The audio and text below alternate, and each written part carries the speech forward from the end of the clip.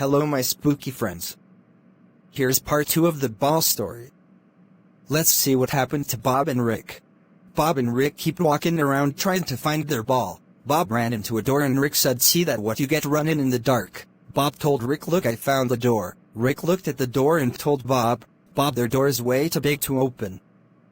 Bob pushed the door open and looked at Rick and said that was easy to open and laughed at Rick.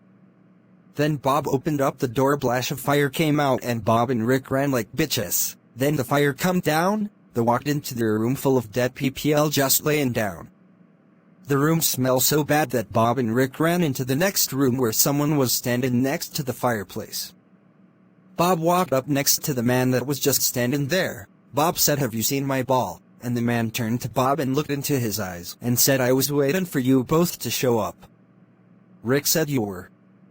And Bob said, "Cool, so what's next?" And Rick said, "Bob, what are you doing? Are you trying to kill us? We are in hell, keep it real."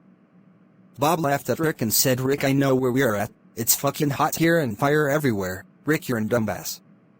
Rick got mad and left Bob alone with the scary man that they'd never seen before. The man grabbed Bob and took him to the next room with us full of undead. The man threw Bob into the dark room and left Bob alone in there.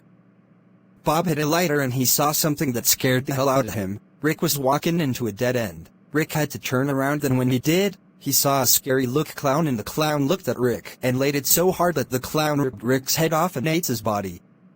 Now back to Bob. Bob sat down on the floor scared. The black shadow started to move next to Bob and Bob said, "Stop." But it didn't stop. It took Bob under the ground deeper and deeper in the hell floor and started to make Bob bleed out slowly. Bob keeps saying "S-T-O-P-P-P-P-P-P-P."